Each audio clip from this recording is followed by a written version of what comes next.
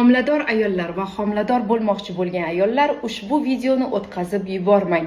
Homila skriningi nima va u qachon qilinadi? Bu haqda to'liq ma'lumotni ginekolog uzi perinatolog shifokori doktor Shahnoza Hakimova beradi.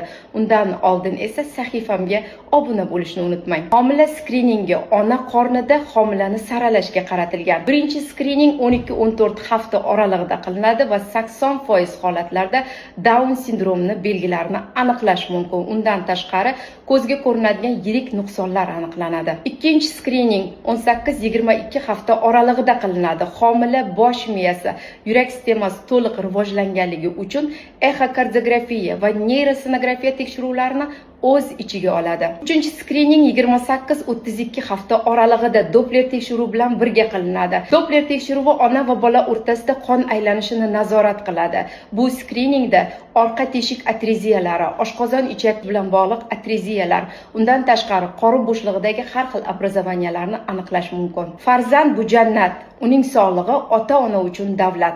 Davlatingiz sog'lig'iga bee'tibor bo'lmang. Qabulimizga yoziling.